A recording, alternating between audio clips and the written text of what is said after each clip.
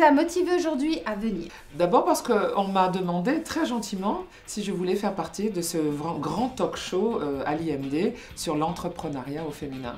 Et c'est vrai que Sylvie Joubert a une manière de présenter les choses qui est assez sexy, c'est-à-dire qu'elle a une idée assez politique derrière, mais l'art est la manière aussi de réunir les gens. Et ça sentait dès la première amorce, dès qu'elle a contacté mon agent, ça s'est fait. Vous êtes toujours là pour nous faire découvrir des nouveaux talents. Pourquoi?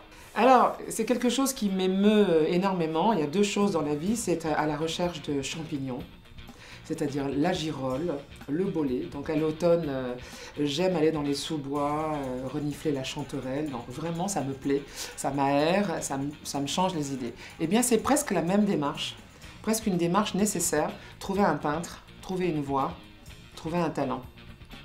Et il faut chercher.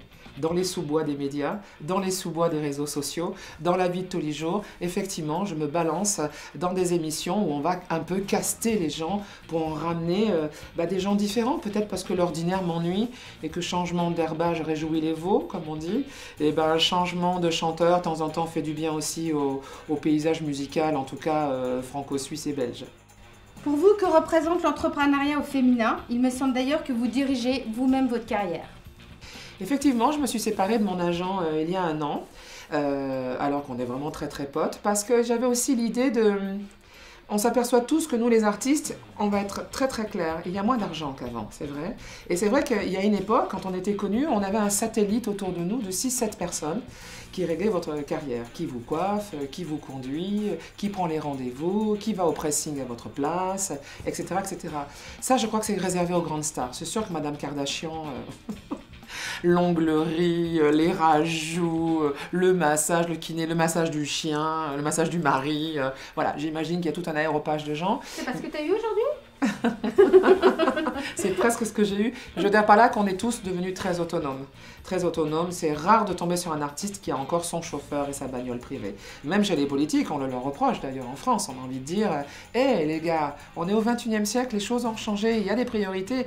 On ne peut pas vous payer 4 gardes du corps, 2 chauffeurs nuit et jour, 3 bagnoles. Hein, » On l'a dit pour Sarkozy, on l'a dit pour d'autres hommes politiques. Un conseil à donner aujourd'hui, Marianne? Aux femmes entrepreneuses. J'ai envie de dire aux femmes entrepreneuses et entreprenantes, c'est pas tout à fait pareil, mais en tout cas aux entrepreneuses, elles ont le droit d'être pas entreprenantes ou entreprenantes. J'ai envie de leur dire que ça va être compliqué, ça va être difficile. Ça, on va pas se mentir. Plein de gens vont mettre des bâtons dans les roues, les hommes déjà, et les femmes, les autres femmes qui n'ont pas le courage de le faire pour elles, qui vont vous emmerder. Ça peut être une cousine, une belle-sœur, une voisine, quelqu'un du métier. Oh, quand la porte est ouverte, tac, elle se referme sur vos doigts. Pourquoi? Vous avez envie d'être esthéticienne et maquilleuse, une autre à ouvrir sa boutique plus loin, elle ne va pas vous aider. C'est ça le défaut, c'est que nous les femmes, on s'aide très peu. Et pourquoi, pour revenir à la toute première question, pourquoi je suis là aujourd'hui sur le LIF, on dit le LIF? Le LIF, ouais. Le LIF. C'est parce qu'une femme aide d'autres femmes. Et ça, c'est rarissime. Quelle est votre actualité? Alors, le 2 juin, en direct sur France 2, c'est important cette émission, parce que là, pour moi, c'est un petit Everest quand même. Je vais me retrouver avec les meilleurs candidats de Prodige, l'émission avec le grand symphonique qui se balade en province, avec des petits-enfants qui sont de 8 ans à 14 ans, qui soit chanteurs classiques, soit instrumentistes classiques, soit danseurs classiques, avec un super jury. Gauthier Capuçon, Elisabeth Vidal et Patrick Dupont, voilà, qui sont dans le jury. Moi, je présente, ça s'appelle Prodige. Eh bien, ça fait 3 saisons que je le présente, donc on a maintenant une banque de gamins qui avaient 8 ans, qui en ont 11, qui avaient 11 ans, qui en ont 14, ou qui avaient 14 ans, et qui aujourd'hui en ont 17, et même 18. Eh bien, ces gamins, on prend les meilleurs, on est en direct, il est 20h58, on est sur France 2 en direct, on est au stade Pierre-Mauroy à Lille, on a toute la région Hauts-de-France qui bouge avec nous, on a le grand orchestre de Lille, ils sont 107 musiciens, parce que c'est pas le symphonique, c'est le grand symphonique. On a 60 choristes, on a 50 danseurs du Palais d'hiver de Saint-Pétersbourg, nos meilleurs prodiges, on a 45 000 spectateurs dans le stade, on est en direct, d'accord? Et qu'est-ce qu'on a dans notre dos, nous, l'orchestre et la présentatrice et ceux qui vont venir chanter, danser? Qu'est-ce qu'on a dans la tribune nord du stade de Pierre-Mauroy à Lille? Qu'est-ce qu'on a là? Qu'est-ce qu'on peut avoir dans notre dos? Je sais pas, dis-nous. 10 135 choristes. Alors, De 8 ans à 15 ans. On a mobilisé 367 chorales qu'on a créées dans les Hauts-de-France avec le rectorat, s'il vous plaît. Tout le monde a joué le jeu, toute la région. Il va y avoir plus de 10 000 gamins. Et ils vont chanter à peu près 10 œuvres. Genre... Enfin, les grands chœurs sublimes, l'air du toréador, j'imagine, voilà. Et bien, je vais présenter cette émission. Et c'est très important pour moi parce que... Moi, je ne suis pas une Nikos ou une Stéphane Bern, c'est pas mon métier au départ. non, mais Et tu je le vais- fais très très bien. Mais j'espère que le prompteur marchera bien. Parce que plein de fiches avec tous ces gens, voilà. Il y en a qui font Bercy, moi je fais le stade Pierre Mauroy. L'avantage, c'est que tu sais improviser. Alors écoute, sincèrement Laurence, ça se voit que tu es du métier.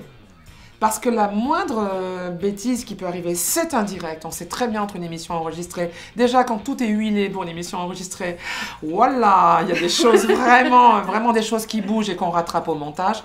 Mais là, pas de rattrapage. Non. Il n'y a pas de filet. Tu es face aux téléspectateurs, tu espères faire entre, on va dire, 4 et 5 millions de gens. Tu sais que c'est beaucoup de gens. Tu as les vrais gens physiquement là. Tu as ces gamins qui ont le don, que tu chéris plus que tout.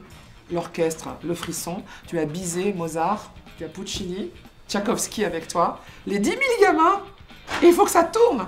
Il faut donner du rythme à la soirée, il faut impulser. Effectivement, s'il arrive une petite bêtise chez moi, qu'un pigeon arrive et tout, il va falloir improviser. Voilà. Alors, pour moi, vraiment pour moi, j'aimerais que tu me fasses un slogan et une phrase qui représente Marianne James. Alors, Ouais. Alors, je vais te le faire de deux manières. Je vais le faire d'abord comme Ulrika von Glott, Voilà. l'allemande complètement folle, et après je te le ferai comme Miss Carpenter, la dame que je joue maintenant, d'accord? D'accord. Elles sont cousines, mais elles sont pas tout à fait pareilles. Voilà. La première, allemande, te dirait, et chanteuse lyrique, Ach mein Gott, die Lief, j'adore die Lief, ich liebe die Lief. Ja, und Marianne James, das ist eine große Präsentatrice. Große, ça veut dire grande Oui. en allemand. Das ist eine große Moderatrice, Comédie. Moderatrice, ja, schön. Et qu'elle va travailler avec Sylvie Schuppert. Voilà, ça c'est Ulrika von Glott. Ok. Et si je le fais en Miss Carpenter, enfin, alors Miss Carpenter, il y a un petit côté Jean d'Ormesson, tu sais, elle a un petit côté Marilyn Monroe qui aurait 82 ans aujourd'hui, elle a un petit côté Tati Daniel, elle aurait été méchante avec toi tout de suite. J'adore ça. Elle aurait critiqué ses fruits, ce caméraman, le gars avec son chien mort là, descends ta truc, descends là. Voilà, ça.